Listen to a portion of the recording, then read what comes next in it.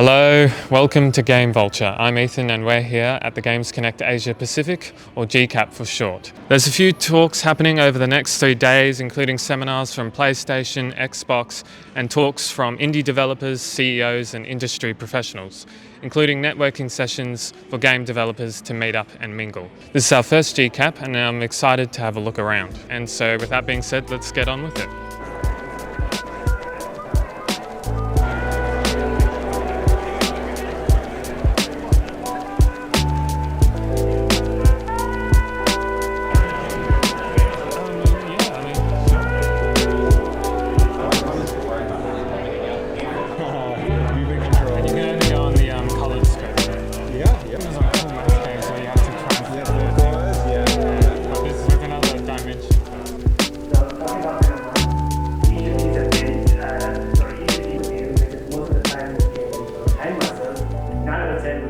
In that case, it was for FPS mechanics, where it's like if you equip this new idea that we're talking about, they had various versions of that same screen, but in different color palettes to try and illustrate different feels. My talk was AAA recipes for success for indie-sized teams. It was basically about processes in AAA that may help indie teams based on my experiences moving from AAA to indie. And the key point is that they're processes and workflows and stuff that don't rely on having millions of people. It's not, a indie versus AAA thing. It's just, we're all making games at the end of the day. So we're all solving the same problems. I've done a few talks at GCAP and stuff before, but it's always great to be back. All right, so tell us a little bit about the history of the 3000s if you can. Yeah, we're a pretty new company. I think we started like a year and a bit ago. We've just got a big ethos of, making games and being creative and trying new things. It was a lot of people from Fire Monkeys that have come together, and yeah. Why racing sims? A lot of the team have a strong background in making racing games. So we're probably going to use some of that knowledge to build new games in the future. And where do you think the genre is going in the future? Ooh, that's a hard question to answer. I feel like there's been a lot of success in more arcadey racing style games with things like Mario Kart was really popular. But there's a lot of ways you can take racing. You can go more arcadey route, or you can go a more serious route. Like there's really popular racing sims out there. So yeah. So what brings you to GCAP? Just to learn. There's a lot of really interesting talks happening. A lot of talented programmers. I'm a programmer, so I love to learn about programming. But there's some other talks there, and it's just socializing. There's people I've known throughout the industry throughout here, so I get to catch up with them, say hello. It's a good opportunity to catch up with people, so yeah.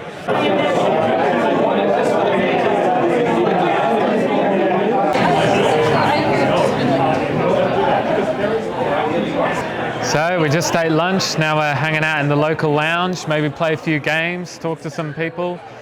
Bumped into some old mates, which was interesting. You never know who you're going to bump into. The next event we'll go to is Games, Journalism and the Dev, how to make a game stand out so that journalists pay attention, which will be applicable to us, I think, as journalists, or quasi-journalists.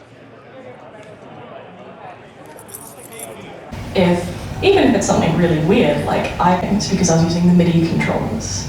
And so if I can give it a hard... My Substack that I sort of file towards once a week. So all my games to play on Valentine's Day, or cozy stuff. Or Hi, I'm Gianfranco Di Giovanni is my full name. I'm a journalist by trade. I work in radio at the ABC. When I first finished my radio degree back in the day, I wanted to make a product or make something for my student portfolio, effectively. So I started a podcast 10 years ago called Pixel Sift, and I've kind of been doing it ever since then. And so changed name at one point to Sifter, and that's kind of how I've got here. What are your thoughts on the current games journalism climate? It's hard. It's really tricky. There are less than 5 full-time games journalists in Australia, one less last week. It's something that's built on enthusiasm, on passion. A lot of people are putting their time into this because they believe in it. So that's the reality of it. It's tricky to be a games journalist. It's really tricky to make money as a games journalist or a living. So for anyone who's interested in doing it, I'd say think about something else that you can do which allows you to fit journalism, games journalism into it. So my day job is that I'm a radio producer and host, and I'm now a manager of the station, but my job allows me enough space that I've got ability to go and do games journalism on the side. You've got to have a day job, and it's good. It's not a bad thing to have a day job and do this.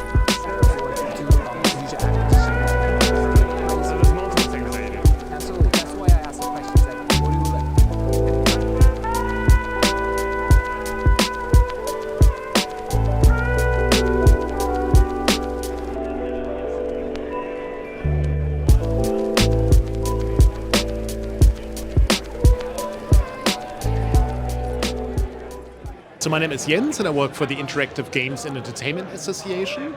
I work as Director of Industry and Member Relations. So that means that I act as a linchpin between our association and our game developer members to see how we can best support them in terms of research, advocacy, education and other things. What do you think of this year's GCAP so far? Oh, look, I mean, it's always so great to see familiar faces and have great conversations. I mean, look, GCAP, I always joke, it's the annual pilgrimage. It's a great opportunity for everyone to come together from all over Australia. And, I mean, I've been at, God, I don't know at how many GCAPs I have been, but it's like a family coming together. And I really, really appreciate it. I mean, I came here from Queensland. I'm still a little bit tired because I'm running Queensland time. But once you walk into here and you see old friends, friendly faces and so on, it's immediately an energizing moment. So very much enjoying my time here. I think it's the same positive energy that we've had in the last couple of years. It's the same vibe, for the want of a better description. But I think my colleagues have done a great job here at curating the event. And I think they've done a really fantastic job at curating the program and inviting national and international guests, because we do have a sizable international presence as well. So yeah, I mean, it's just, it's all coming together.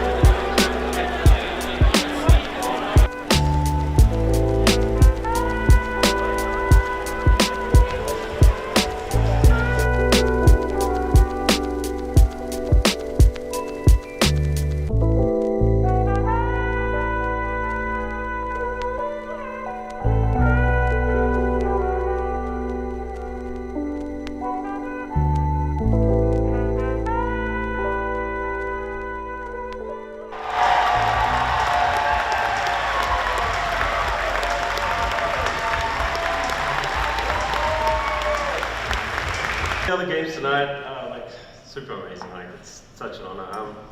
Everyone who shipped this year as well. It's been a really tough year. Thank you all so much.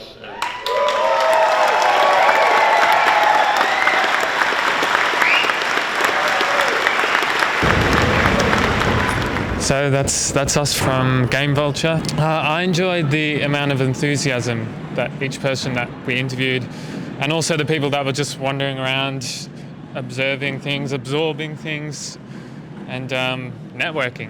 It was a jolly old time. Good atmosphere, good vibes. We talked to a journalist who was very interesting. He gave us a lot of great advice, and he seemed really genuine. I think my favourite one was about the indie development one. That was great. And yeah, it was a grand old time. Lots of things to see, good environment, lots of people. We had a great time. This is Ethan from Game Vulture. Thanks for watching and listening, and have a good rest of your day.